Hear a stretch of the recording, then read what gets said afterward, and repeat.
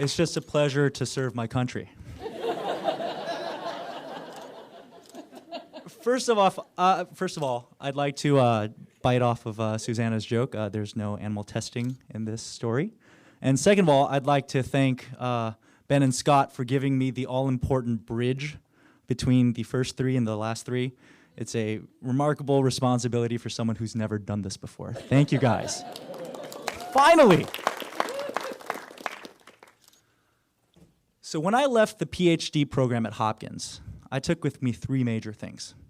First, I took a master's, which was not a PhD. Failed.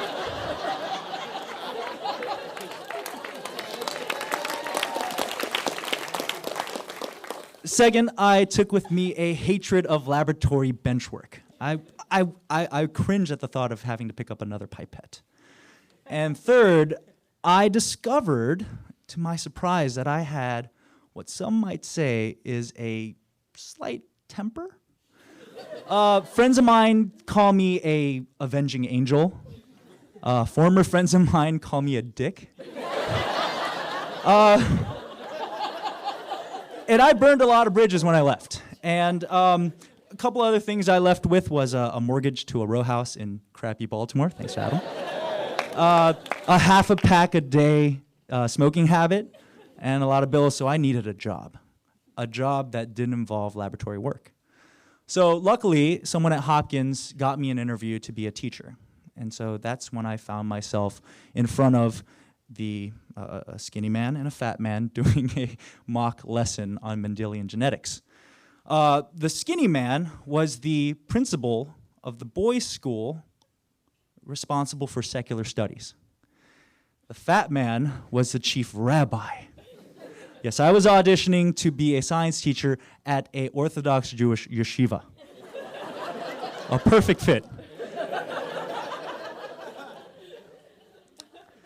So apparently, the Laurel and Hardy team in Yarmulkes decided that I was doing a good enough job.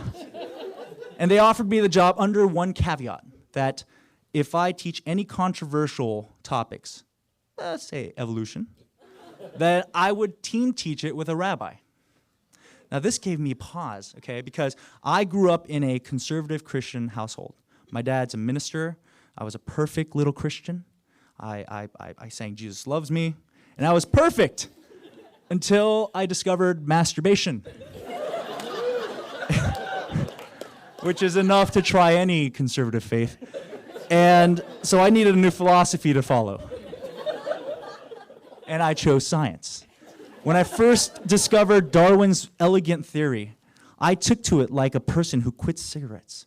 I became an advocate, an annoying advocate. Like I would go in college to youth group meetings. Young Life, have any of you guys heard of that? I would go to those. I would go to those cult meetings with a T-shirt. It was a T-shirt that had the phrase "Survival of the Fittest," and it had the little Darwin fish with his little legs mounting the ichthus fish.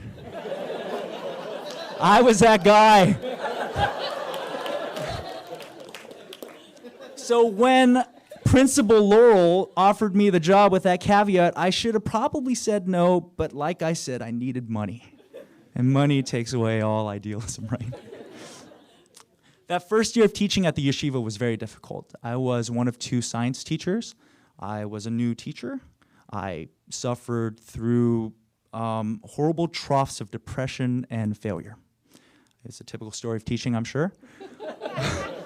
And it was these brief peaks of, wow, I'm Mr. Holland, and this is my opus, followed by just, you're horrible. Are you even speaking English? All of those little high points were caused by one class that I taught. It was to 7th graders. I love 7th graders. Wow, that sounds kind of creepy. What I mean is, that age group is great, okay? They're old enough where they can relate to you, okay? But they're not douchebags yet. Because give them 2 years, puberty hits, and then you want to punch them in the face. And they responded to me. They got that I loved this topic. And during one of these horrible moments where I was just thinking, I should quit and save these young minds, I was walking down the hallway, and the 7th grade English teacher stops me. He says, Mr. Na, one of your students wrote an essay about you. And the topic of the essay was my hero. So, okay. That feeling of awe took me through that whole semester of just pure shit. And so we get to the evolution part of the story. I decide, I'm already putting in most of my effort into the 7th graders because I hate everyone else. I go to the 7th graders' rabbi. Okay, he was the cool young rabbi. And by young, I mean like in his late 40s. We'll call him Rabbi Rick, okay? Because if your name is Chuck, Rick is a really hip name. I don't know, in my head that was funny.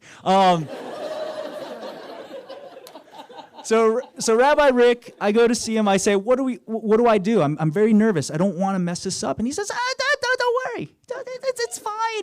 We've done this a million times. It's fine. Just you teach your thing. I'll be there to answer the questions.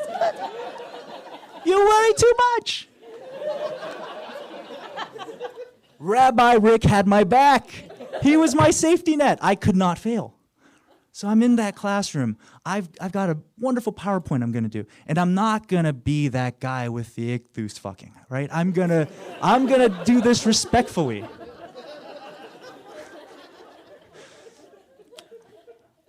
I don't even get to the lesson when a hand goes up from one of the kids. Mr. Na, how old's the Earth? That's a landmine. I stepped around it. I'd very diplomatically say, well, science says the Earth is very old. Rabbi Rick goes, Judaism says one thing, science says another, but go ahead.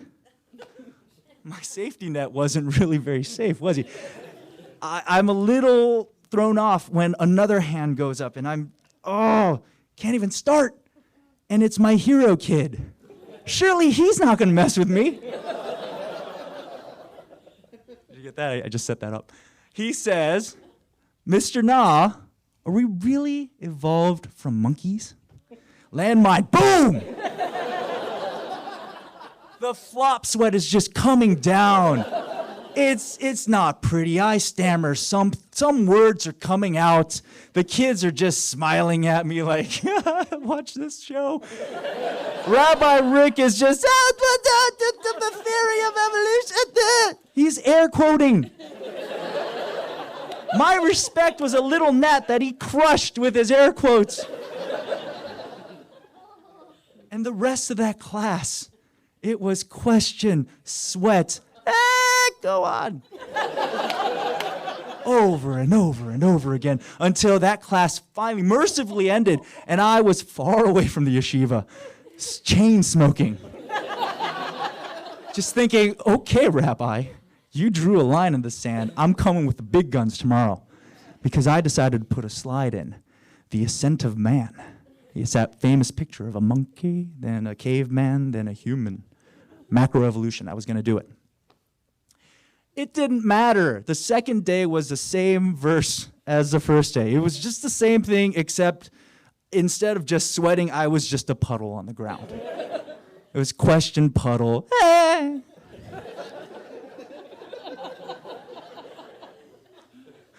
Rabbi Rick really had me, and his minions, the little kids, had been turned against me. And when I was doing my chain smoking after the class, I was trying to find a way to tell Principal Laurel to fuck this job. How do I say it without burning bridges? So I'm trudging back to the school, okay? I was going to quit, but I was still a responsible role model. I'm walking back. In front of the school is a basketball court.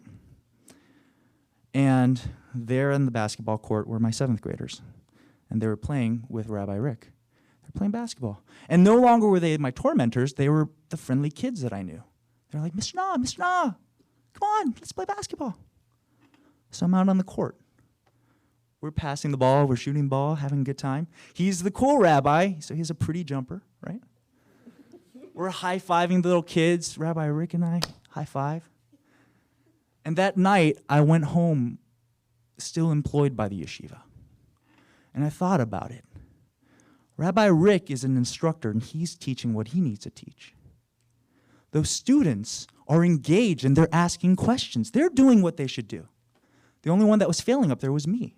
It wasn't an adversarial situation. It was the absence of an equal partner. So they had no choice but to fill that space. So the next day, I taught. I said what I needed to say. And the kids may have asked the questions, but what I couldn't answer and what Rabbi Rick didn't, we tried to work through.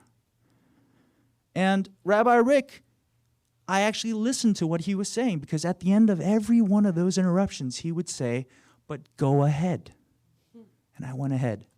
And at the end of that class, having achieved something, he put his hand on my shoulder and he said, that went well. I'm not going to say that basketball was the reason why we met, but if you want to think that, go ahead. Thank you.